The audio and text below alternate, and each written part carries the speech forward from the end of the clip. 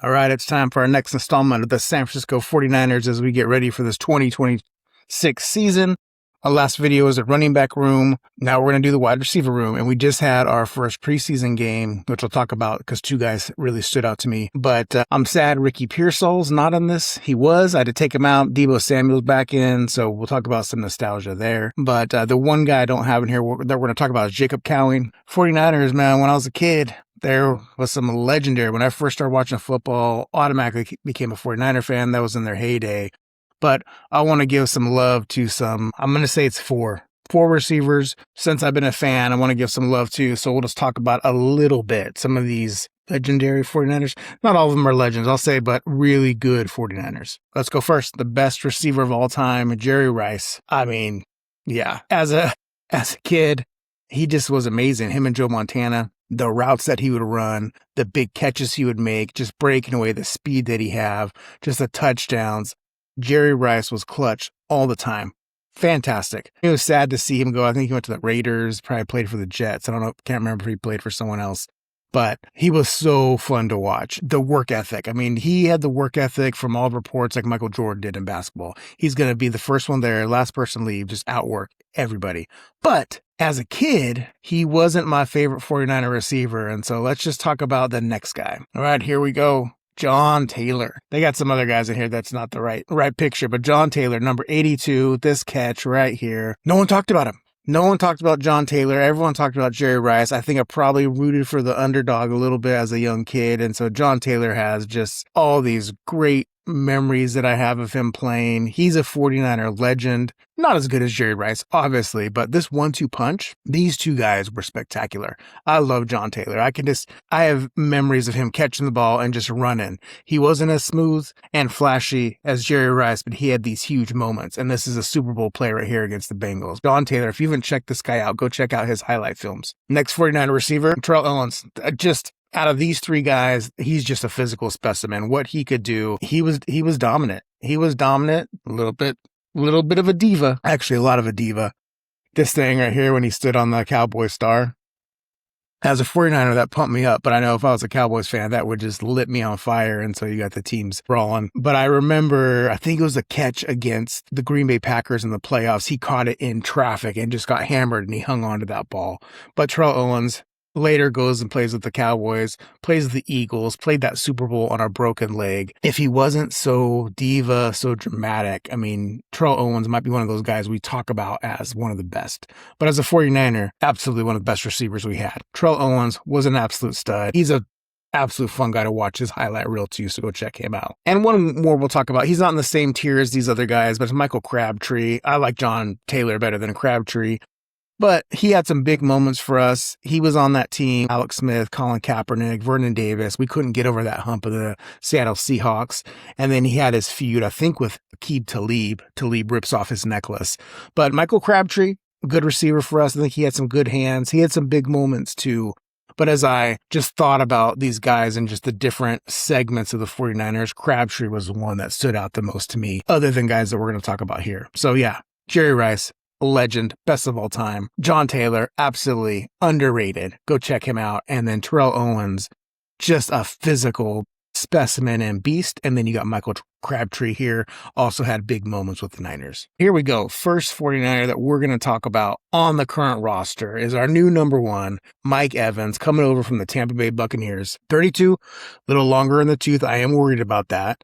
But look at this guy, 6'5", 231 pounds. He was a first-round pick in 2014, number 7th overall by Tampa Bay. This guy's going to be in the Hall of Fame, I think. He's a touchdown machine. He's excellent at high pointing the ball. Just throw it up there. He's going to go up there and get it. I'm hoping his wisdom and knowledge is going to pay off on the other receivers, these young cats we have in this wide receiver room.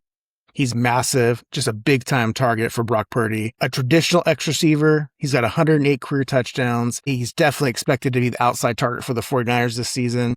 That veteran wisdom at this point in his career is just he can just outsmart the guys that are trying to cover him. He can outmuscle DBs, but with this wisdom, he can outsmart them. He's great against pass coverage, and he has that huge wingspan. Let's just take a look at his stats, right? So look at all these other than that rookie year, all these 1,000-yard seasons. Double-digit touchdowns, looks like 6 times, receptions, 96.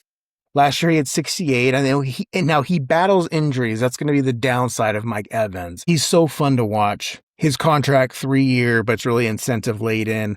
Once I got into the details, I was much more excited that the 49ers brought him in. But Mike Evans, our clear-cut number one. Now, this was going to be the spot I was going to talk about Ricky Pearsall. But we're going Deebo Samuel back in the fold with the Niners. He's on a 1-year deal, loaded with incentives. This dude is known. He's physical, dynamic playmaker, running routes, lining up in the backfield, jet sweeps, trick plays, you name it. Deebo can do it all. He breaks tackles. He is very physical like George Kittle. He plays that wide back hybrid position for Kyle Shanahan. There's a good chance he's going to do some kick returning for us when the Niners need that boost. When he was with us previously, when we were down and we needed a spark, they'd throw Deebo back there, just get the ball in his hands. He's a unique wide receiver with his speed, but he's in the body of a linebacker. Deebo Samuel, this guy is fun to watch too. So is years from now, when I'm recapping 49 receivers, Deebo is absolutely going to be the one I talk about. He just was different than all the others because he'd rushed the ball. So we're going to look at that too. But last year with Washington, 727 yards, 1,400 yards in 2021. Sorry, I realized I messed up with Mike Evans. I was looking at Mike Evans in reverse. He was hurt last year, and so his stats were reversed. But with Washington, 727 yards, 72 receptions, and then he only had 17 rushes for 75 yards. But look at these prior years. I mean, he was in the 40s, had the high of 59 1 year, 8 rushing touchdowns in 2021. So you can see just the different dynamics that he had. He's only had 1,000 yards receiving. That was in 2021. Also his best year by far. And then he had almost 900 in 2023. Deebo is going to be our number 2 or 3, I think. Just a different weapon for Shanahan to use. I'm excited to have Deebo back. Let me just fix Mike Evans' stats because I was looking at them in reverse.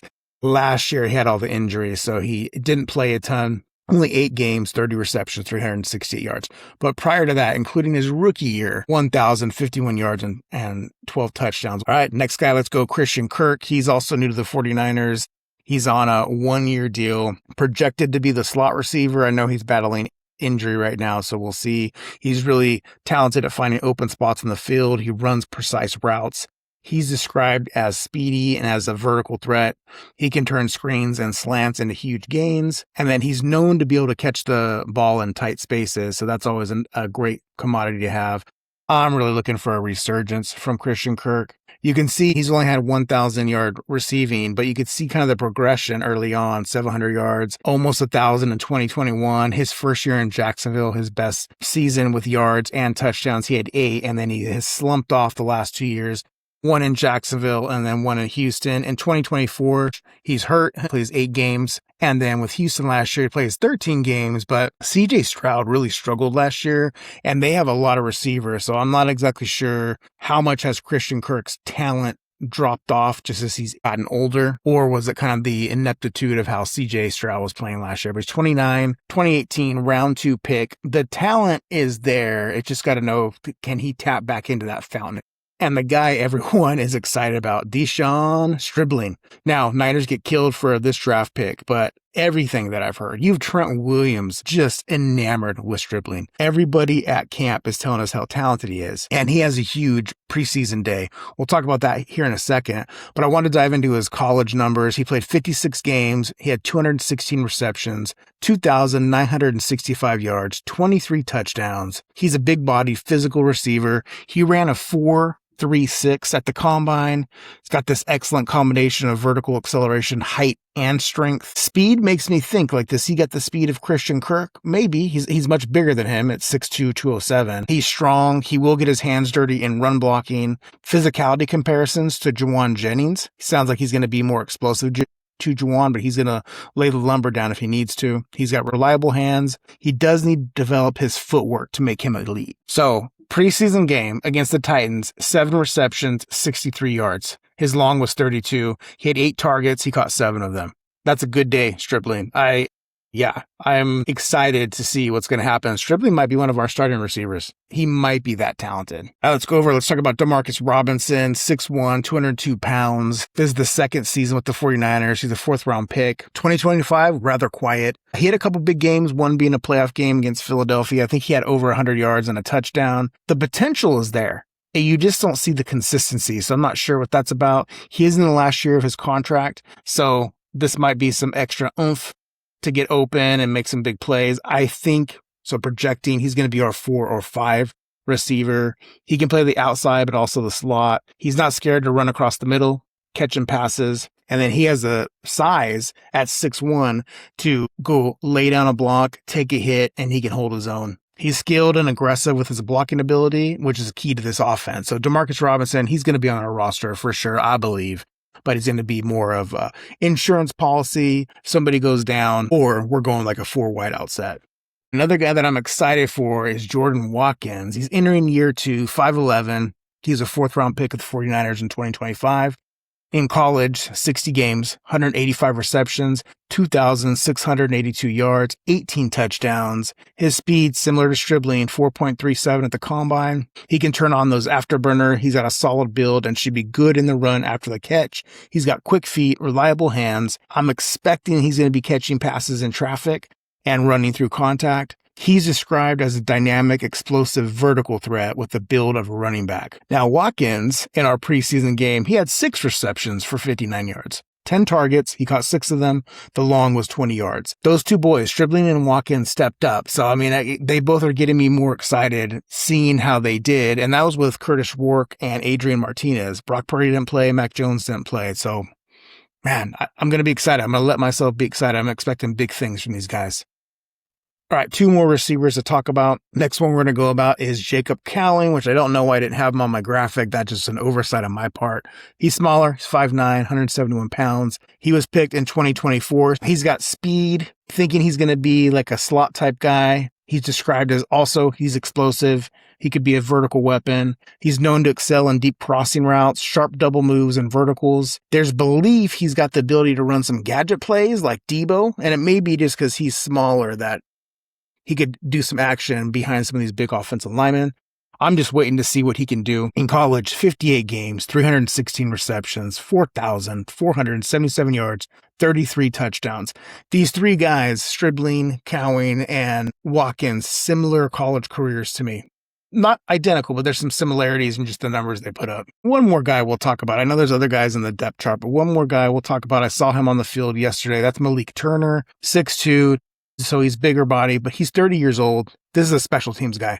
If he earns a spot, special teams, and just a very deep depth piece in case of injuries. Fantasy football-wise, little to no fantasy value here. Mike Evans, fantasy value for sure. Stribling, yep, I'll be drafting him if I get a chance. Debo, it'll just be late. I'm worried about the injury history, just the toll his body's taken over the years. And sleeper is going to be Watkins. I'm excited about that guy. Anyways, Joe, that's my analysis of the current 49ers wide receiver room. We got to be healthy. We got to be healthy so we can expect big things. I got 2 more rooms to do. I'm going to do the quarterback and the offensive line. We know that left guard is up for grabs, so need one of these boys to step forward and take the bull by the horns and be our left guard. Take care, y'all. Be well.